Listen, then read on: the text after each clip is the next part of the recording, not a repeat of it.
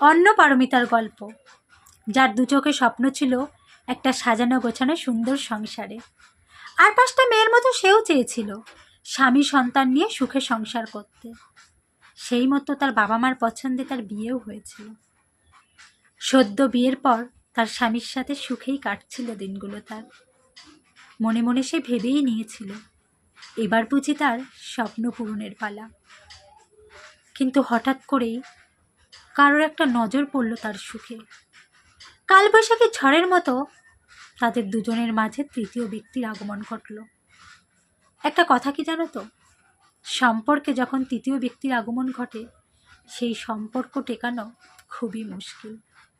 তার ক্ষেত্রেও সেটাই হলো। এত সব কিছুর মাঝে তার কোল জুড়ে 2টো সন্তান জন্ম নিল। সে ভেবেছিল এবার হয়তো সব কিছু ঠিক হয়ে যাবে। তার সন্তানদের মুখের দিকে তাকিয়ে তার স্বামী নিজেকে শুধরে নেবে, আবার নতুন করে তারা শুরু করবে সব কিছু। কিন্তু যা হবার নয় তা ভাবাটাই বৃথা।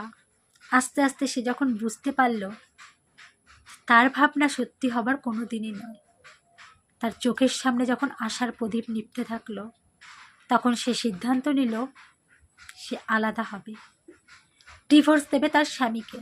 ব্যাস, যেই ভাবা সেই কাজ।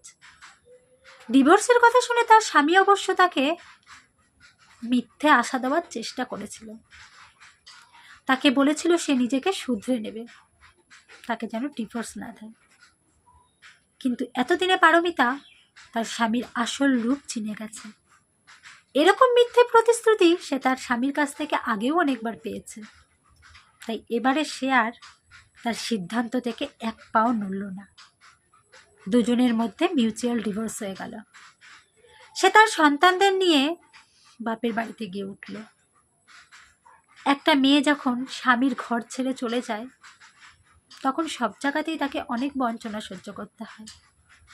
তার ক্ষেত্রেও তাই হলো। কিন্তু সে যে একজন মা, তার জীবনে হাজার যন্ত্রণা থাকলেও তার সন্তানদের মুখের দিকে তাকিয়ে তাকে বাঁচতে হবে, তার সন্তানদের মানুষ করতে হবে। তাই সে নিজেকে শক্ত করে নিজের জন্য একটা ছোটোখাটো কাজ খুঁজে নিল। সন্তানদের মানুষ করার পাশাপাশি সে নিজের রোজগারের টাকায় মেকআপ আর্টিস্টের কোর্সও কমপ্লিট করল। এতদিনে তার সন্তানদের দেখাশোনার দায়িত্ব অবশ্য তার মা নিয়েছে, মানে পারমিতার মা। কাউকে না কাউকে তো একজনকে নিতেই হতো, তাই না? অতটুকু বাচ্চাদের তো একা ঘরে রেখে যাওয়া সম্ভব না। তাই পারমিতার মা তার সন্তানদের দেখাশোনা করতে লাগলো, আর সে তার কর্মজীবন নিয়ে ব্যস্ত হয়ে পড়ল। তাকে যে কাজ করতে হবে, রোজগার করতে হবে, না হলে তার সন্তানদের সে মানুষ করবে কিভাবে?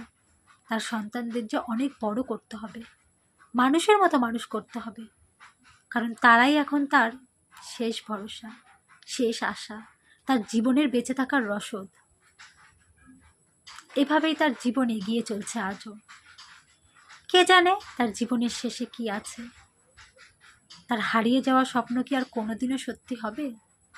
তা কি আদৌ সত্যি হবার? তা আমাদের সবার অজানা। তবে আমার মতে, যা কোনোদিনও তোমার নয় তাকে তুমি তোমার করে পাওয়ার চেষ্টা করাটা বোকামি মাত্র, তোমার জীবনের সবচেয়ে বড় ব্যর্থতা।